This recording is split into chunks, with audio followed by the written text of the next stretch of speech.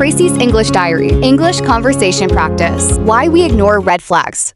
I don't think people are actually bad at spotting red flags. I think they're bad at admitting that the person they're attracted to has them, which is why so many obvious warning signs suddenly become not that big a deal when feelings get involved.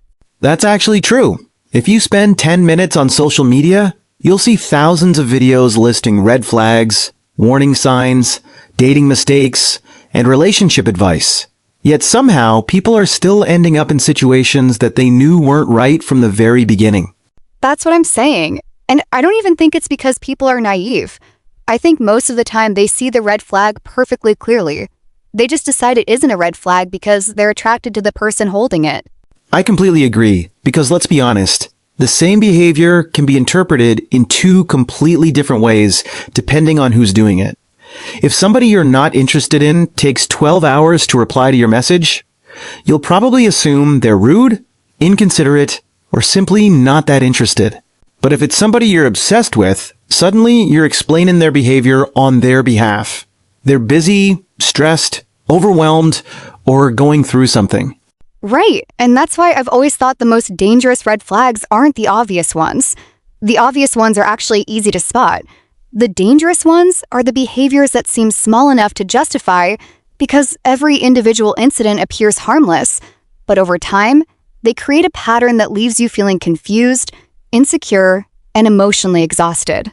That's such an important distinction, because people often imagine red flags as dramatic events, lying, cheating, manipulation, things that are clearly unacceptable. But in my experience, relationships usually don't fall apart because of one catastrophic event. They fall apart because of small problems that get dismissed over and over again until they eventually become impossible to ignore.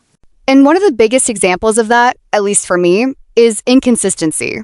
Not because I expect somebody to be available 24 hours a day, or because life doesn't occasionally get busy, but because consistency is often one of the clearest indicators of genuine interest. I couldn't agree more. In fact, I think a lot of people confuse inconsistency with excitement, especially when they're younger. There's something strangely addictive about never knowing where you stand with someone, because every small sign of attention feels incredibly rewarding after a period of uncertainty. And that's where things get tricky. It's almost like people become emotionally invested in solving a puzzle rather than building a relationship. And once that happens, they stop asking whether the situation is healthy and start focusing entirely on whether they can finally make it work. I've definitely done that before. I remember dating someone who would disappear for 2 or 3 days at a time, and instead of recognizing that inconsistent communication was probably a sign of disinterest, I kept convincing myself that she was just busy. Overwhelmed with work, exhausted, stressed out, or dealing with some mysterious crisis that somehow occurred every single week. And the funny thing is that when we're telling those stories to our friends, we can actually hear how ridiculous they sound. But for some reason, we still expect our friends to support our delusion. That's a fair point. You tell your friend, well, she hasn't replied in 4 days, but she did react to my Instagram story with a laughing emoji. And even as the words are leaving your mouth, a small part of your brain is already aware that you're defending something completely indefensible. I think that's one of the biggest red flags people ignore. Inconsistency. Not because somebody is busy once or twice, since life happens, but because their actions create a pattern that leaves you constantly confused.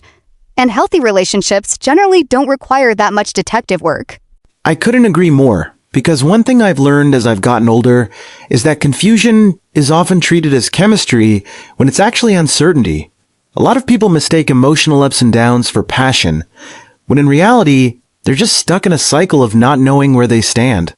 That might be one of the most painful lessons in dating, because when someone is genuinely interested in you, things usually feel surprisingly calm, whereas the relationships that consume the most mental energy are often the ones that were never particularly stable to begin with. And yet, those are the relationships people talk about for years. Nobody sits around saying, I met a kind, emotionally mature person who communicated clearly and treated me consistently. Because that's not dramatic enough. That's the irony. People want a love story, but sometimes what they're actually describing is a 6-season psychological thriller. That's probably the best description of modern dating I've heard all year.